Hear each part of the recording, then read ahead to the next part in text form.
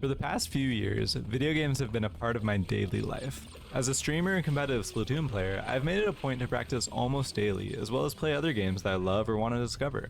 There aren't many days in a week where I spend less than a couple hours playing video games, but that wasn't always the case. Now, growing up, I was fortunate enough to have every new console and game that I wanted. I was partially raised by classics like Spyro the Dragon and Crash Bandicoot, and even had the original PlayStation logo tattooed above my knee.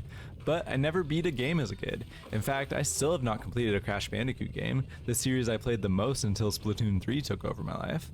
Actually, I didn't even know you could beat a game. The first game I ever completed was Pokemon Black, and that took years. Beating games just wasn't on my radar, yet somehow I racked up hundreds of hours in PS2 titles like Jak 2 and Tony Hawk's Underground.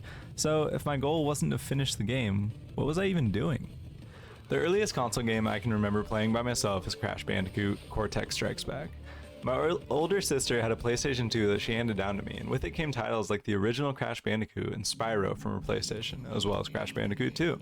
That game had me in a trance. The level design and difficulty scaling was perfect for little me to learn how to play, and when I finally conquered the chase levels, I was able to move up to the next world. The second world was covered in snow and had the first iconic polar bear ride. That level was my absolute jam. I loved that little dude. It took me a while to fully complete, and my playthroughs were filled with crashes and nitro explosions. Then I saw a secret online where if you jumped 50 times on the polar bear that's sitting at the level's entrance, you get a plethora of lives. It broke my heart stomping the little dude, but damn did I need those lives. This was my first glimpse that video games can have secrets waiting to be discovered where you least expect. Games were already cool, but adding this mystery sparked my curiosity to explore everything. Looking back, I think that's what opened my fascination with open world games. It would be over 10 years before I would finally play my first open world game, Breath of the Wild, but any game that gave me freedom was a winner in my book. That brings me to the Jak and Daxter series.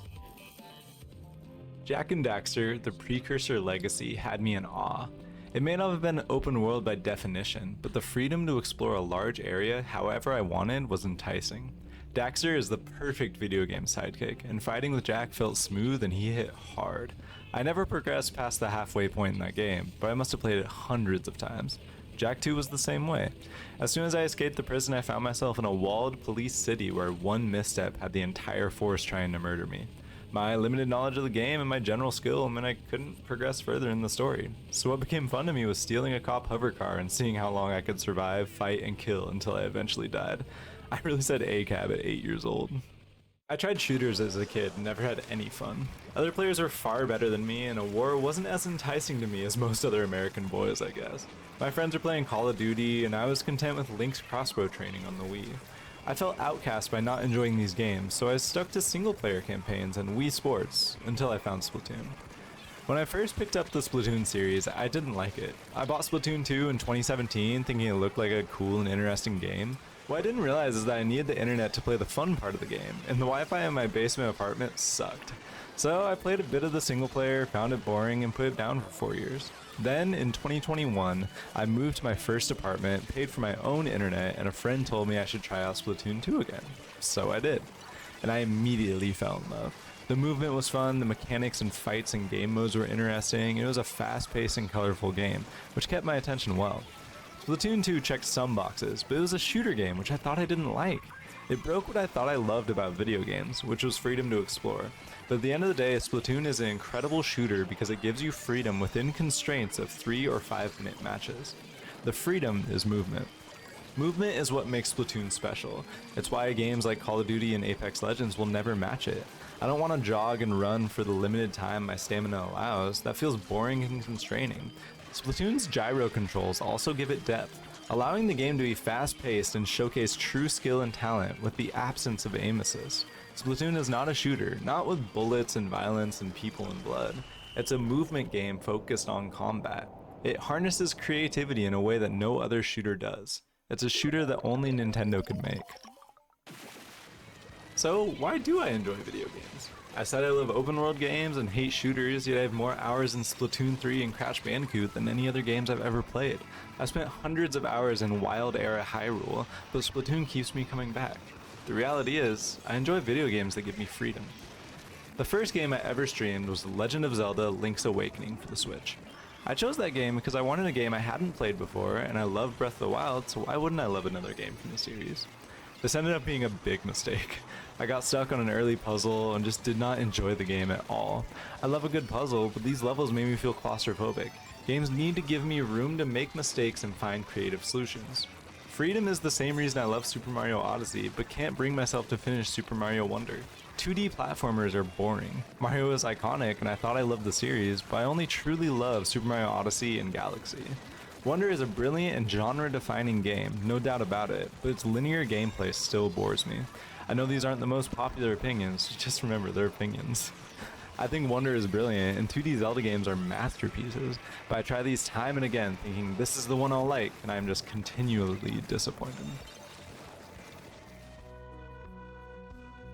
So, let's talk about Stardew Valley. 2D animation with the freedom of a 3D farming sim filled with adventure and story, low cost and still receiving updates 8 years after release. Everything about it makes me think it would be the perfect game for me, yet I refuse to play it.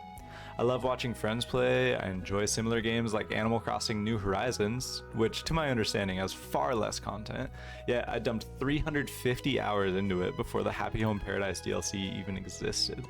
And I'm even looking for a game to sit back and enjoy between competitive Splatoon 3 and completing quests in Fortnite, but my mind refuses to even give it a chance. Until now.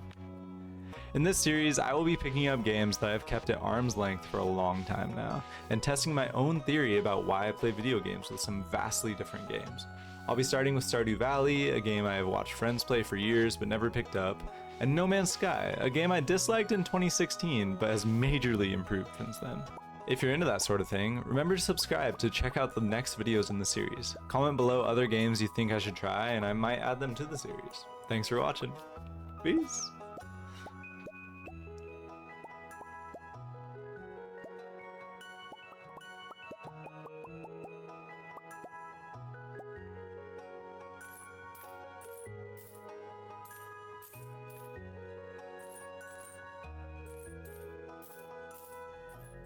Hey, you're still here. If some of my points in this video sound familiar, this might be why. After finishing the script, I was watching a YouTuber I like, Daryl Talks Games. While watching his video, You Don't Actually Want Open World Games, I discovered that we both came to the same conclusion. Now, this video came out a year ago, but I just recently started watching him, and it was pretty crazy to hear someone else share the same thoughts that had been trapped in my head before writing this.